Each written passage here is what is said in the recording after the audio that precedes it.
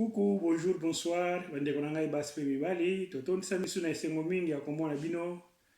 Pour koyeba ko sacrifier su tamu na bino pour kolanda biso. Eza bongo te? ezali ndenge wana vraiment toza na esengo ndenge bozo kolanda biso pe biso pe toza na esengo ndenge tozo komona bino To sepeli makasi ya komona lelo vraiment que tozalaki na première séance na église.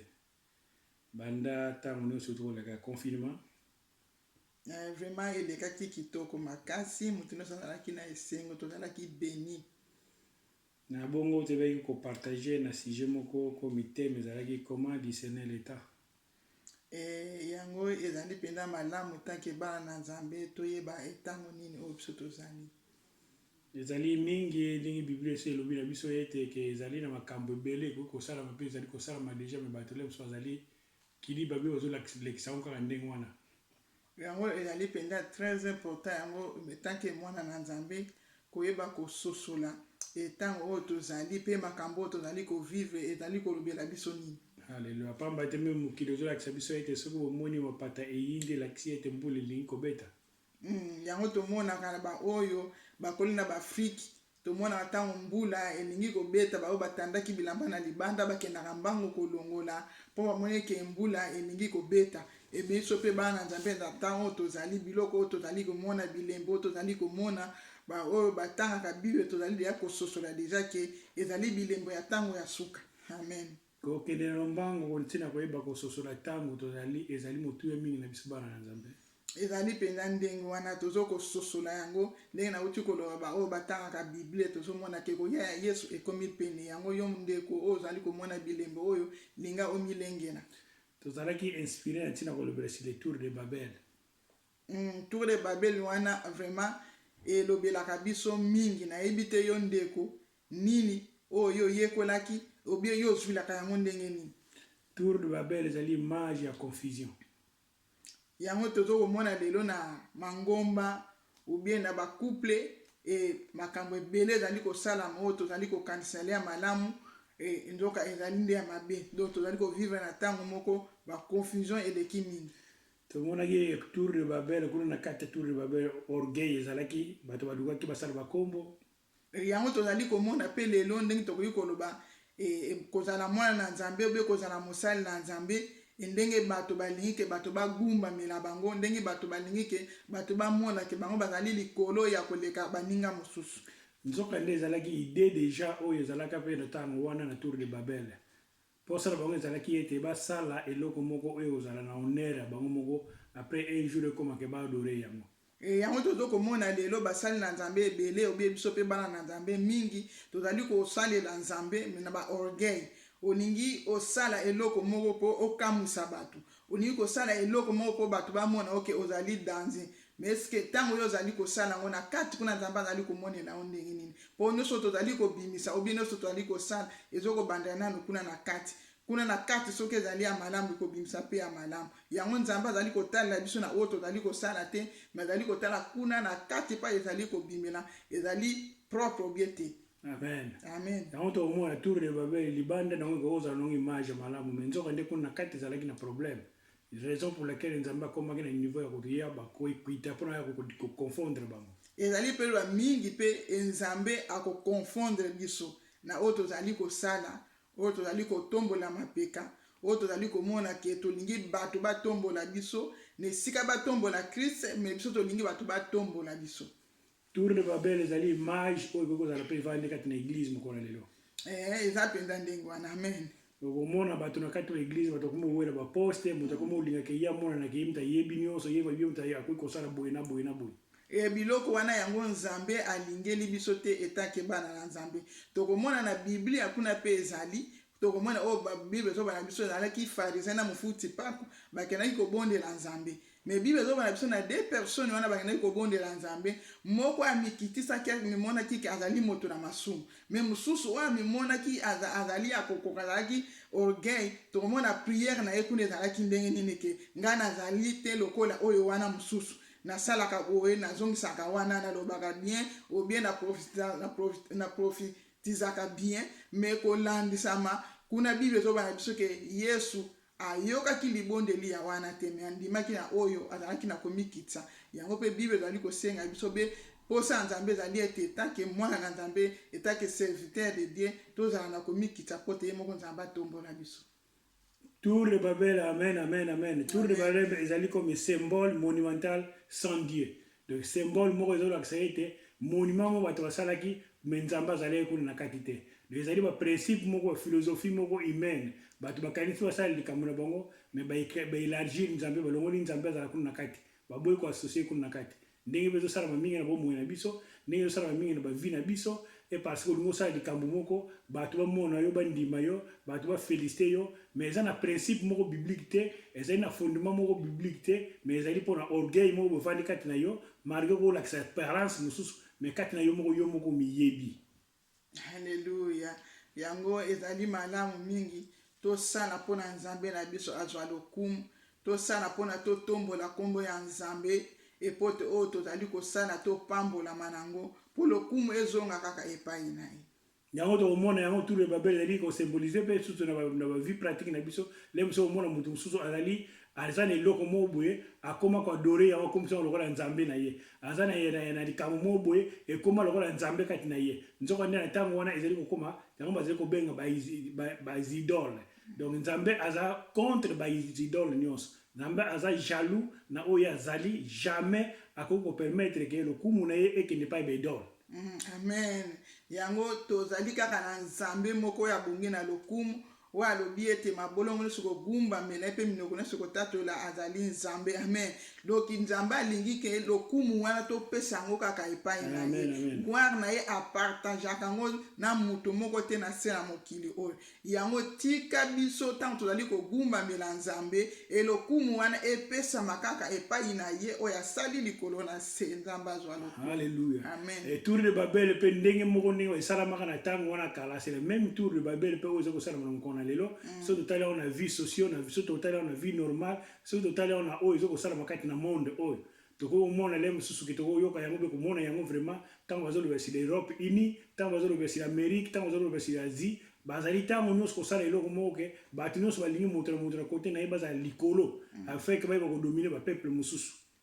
Yango mpe tozokomona ezali kosalama na baeglize na biso lelo moto nyonso alingi asala eloko moko oyo bato batya ye ka bato bamona ke ye asalaka wana bien ye alobaka bien me nzambe yango azali nango posa te koloba ezali malamu kosala bien ezali malamu me sala yango na motema moko mpo nzambe na biso azwa lokumu enoke bato bapesa yo lokumu.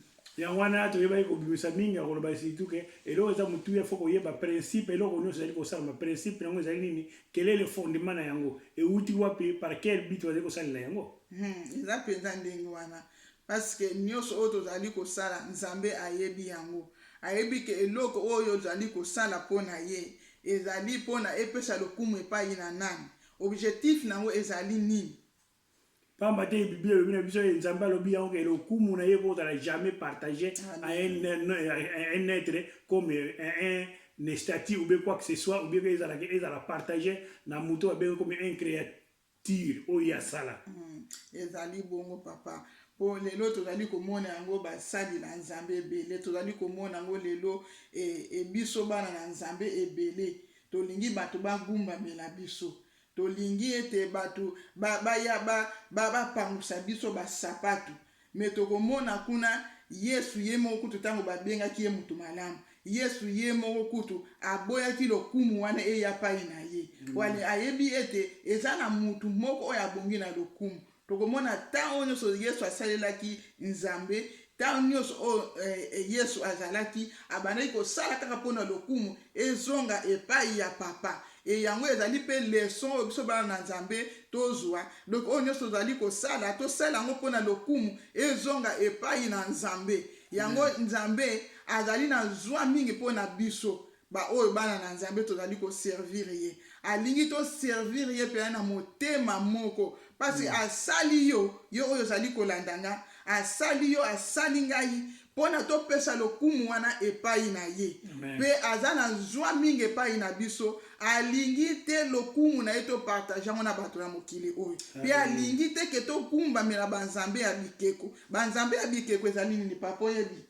Biloko oyo biso tozali komona ezali komona na miso, babiloko oyo biso tozali na babie na biso oyo tozali na yango. Ntango moto azali kaka focalize na babie na ye abosani oyo ezali volonté ya nzambe, priorité na ye ezali nano kaka oyo ya ye, c'est ça yango eloko babengi banzambe ya bikeko oyo biso bato le tozali kososola te. Amen, amen, amen, amen. Bara mingi tokolobilaka yango Biblia elobila biso te ke tozanga, Biblia ebengi biso te po tozala bato ya pasi, Biblia ebengi biso te po totambola bilamba na bilamba te tozala mitaka na elobi na biso bongo te. Biblia elobila biso tozali bana ya roi des rois, ça veut dire que ezali méritif ke tolata tozala na biloko ya kitoko, mais ekoma te comme occasion ya shite bomoi na biso, ekoma te lokwa baidole ke topesela yango priorité ya kobosana oyo ezali ya bomoi na seko, pamba te nyonso ezali ya mokili oyo tokutaka yango na se oyo ekotikala toujours na mose oyo. Nzambe yango pa mosolo mokanda nzambe ezobala biso ke bopesa priorité na bino, botalela mingi na oyo ezali ya likolo enoko ya oyo ezali ya se, totalela mingi na oyo ezali ya likolo enoke na oyo ezali ya se. Donc topesa priorité mingi, topesa to compter mingi sile oyo ezali na likolo, parce que un jour yo na ngai tokozonga epai touta wapi epai yo na ngai touta ezali nde kuna na likolo, wapi epai papa na biso avandi. Yango na Yesu alobaki il faut que nakende na kei pour kobongisa bino place. Un jour na roya kokamata bino pour na tokende ensemble kuna.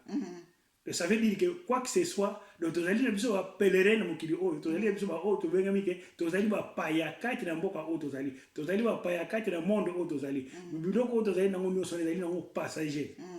Amen. Nyonso ekoleka eloko moko te oyo ekotikala mpona libela.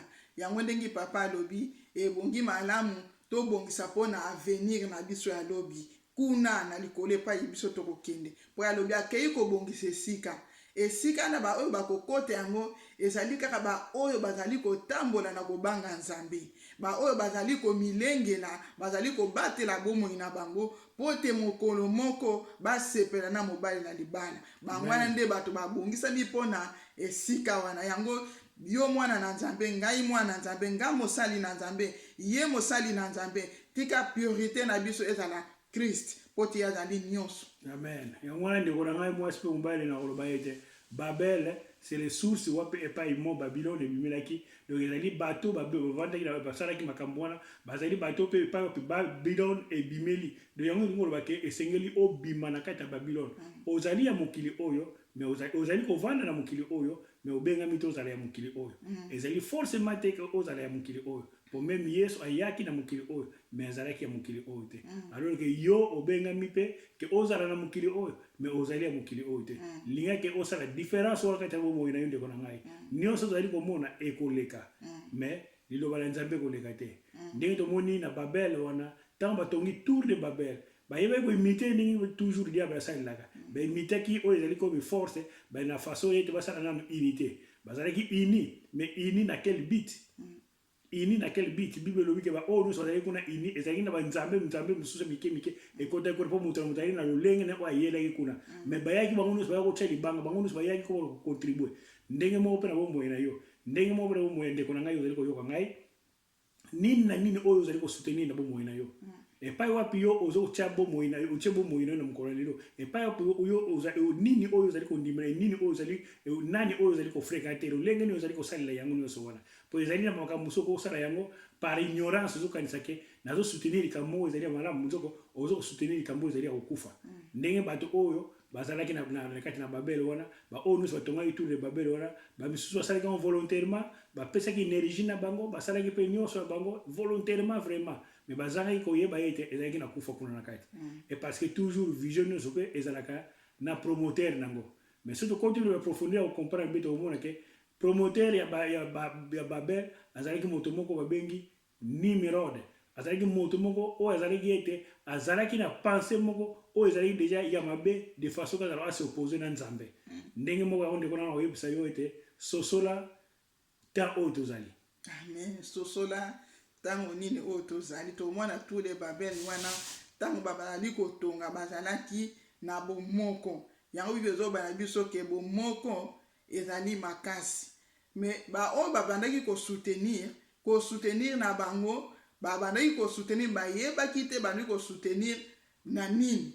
Mais eza na bamisusu mpe bayebaki, eza lolenge moko mpe ngai na yo oyo tozali soutenir mosala na Nzambe, eza malamu, ezali evre Nzambe. Mais linga oyeba na source ya mosala na Nzambe oyo ozali soutenir, doctrine nango ezali nini. Parce que tokomona kuna tour de Babel wana bazalaki na bomoko toyi koloba ezali ekoki kozala mpe na makambo ya malamu, ekoki kozala mpe na makambo ya mabe. Parce que tomonaka oyo bazali na misala ya mabe bazalaka mpe na bomoko mpo bakende koloka, mpona bakende koboma. Donc basangisaka bapense na bango, bazalaka na bomoko, bakangani, balobi ki lelo tokokende kofina ndeko wana, lelo tokolekisa mwana ya ndeko wana. Basalaka yango na bomoko. Ozomona bali soutenir, baza se soutenir na makambo oyo ezali komema na kufa.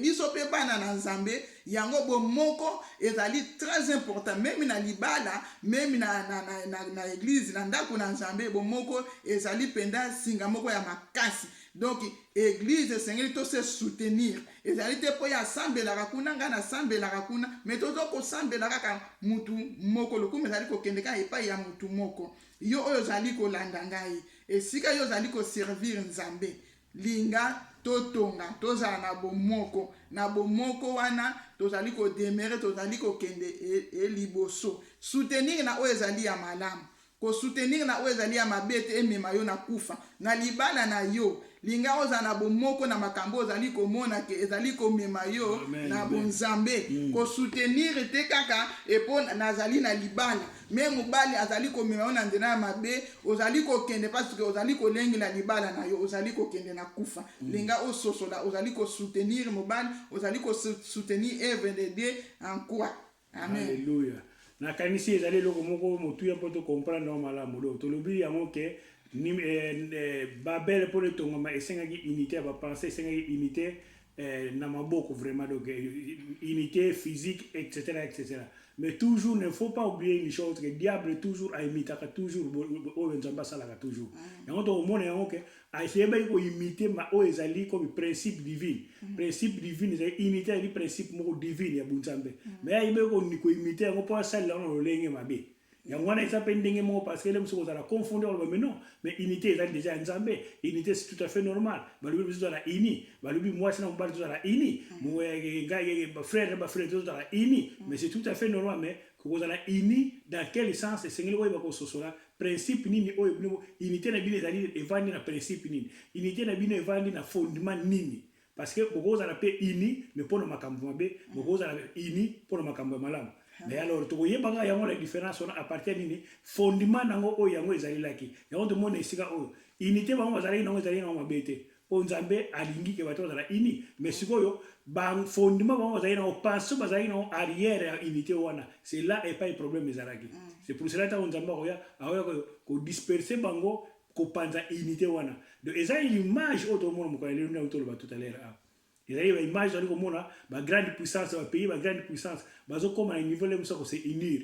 Pour ça, on va unir. De bas continuer à la puissance, on a pas besoin de dominer, pour ça, on va unir. De bas continuer à la oya mingi pour la mission de suba pour la conférence. Pour ça, on va unir. Toujours les au contraire par rapport à la volonté de Nzambe. Mais or Nzambe autant on va sur unité, on Nzambe l'ingra biso. Et c'est au contraire qu'il faut faire pour faire moko musu souffrance. Nzambe unité on l'ingra biso zali pour que biso nyonso na nesengo, biso nyonso to vivre vie moko paisible. Amen. Amen. Yango posa ya Nzambe, posa ya Christ ezalaki memi kati na bayekoli. Tokomona avant Yesu azo amata na likolo et prière na etikala kosala ezalaki yangwana. Alobiki te papa ngana yo tozali bomoko. E musalo tindaki ngana sana kati na sena moyo na sali yango. Mais libonde na ezalaki ke sala bango pe bazala bomoko ndenge ngai na yo tozali bomoko. Yango bomoko ezali très important. Yo ndeko zali kolanda ngai. Yo oyo lingaka kozala bomoko te na baninga. Yo oyo yaka pona kopanza eglise ya Nzambe. Yo oyo oyaka pona kopanza mabala ya batu. Yebango ke jugement ezali un jour Nzambe ko juger yo. Yango tango yango epesa milo tozana tango ya grâce. linga ososola obima na esprit wana ya kopanza parce que bomoko ezali ye moko nzambe yango tokomona kuna Christ apriaki mpona ngai na yo e na ntango oyo tozala na bomoko mpona koservir nzambe tozala na bomoko kati na mabala na biso tozala na bomoko kati na bafamile na biso soki yo fruit wana ezali kati na yo partout yo kobanda koleka okobanda koseme fruit wana ya bomoko me soki ezali pai na yo te ata osali semblant ndenge nini suka nango misala na yo ekobima pwasa yango te tika ete priere oyo Yesu asalaki ezala kati na biso towumela na bomoko wana mpona mosala na nzambe ekende liboso. Amen. Amen, amen, amen. Alléluia. Donc ezalaki yango comme moi exhortation pe moi commentaire dans le message auto mokona lelo afin que moko pe mususu akoko bénéficier susu na yango na moi ba quelques lignes au biso to ko tracer na sika oyo. Alléluia. Nzambe apambola biso apambola yo oyo landi apambola pe baninga mosusu oyo bakolanda yango epe lisusu nayebi ke na moment nyonso oyo okoki kokutana na message oyo linga o bénéficier na eloko moko ya motuya oyo nzambe akososolisa yo na message oyo vraiment biso lelo awa tozalaki béni na baoyo bazalaki attentif oyo bazalaki wana mpona kolanda yango bo ezodépendre na mutu litoyi nini oyo apesaki mpona kolanda mais nakoki koloba ngai nazalaki béni mpe baninga mosusu bazalaki béni mpona message oyo ezali kolobela biso sir bomoko kati na lingomba bomoko kati na bandako na biso bomoko kati na société oyo partout tozali kotambola tika bomoko wana ezwa penda place kati na biso po toyeba kotonga bafoye na biso toyeba kotonga corps à Christ toyeba kotonga bana na biso zema nzambe apambola biso. Alléluia.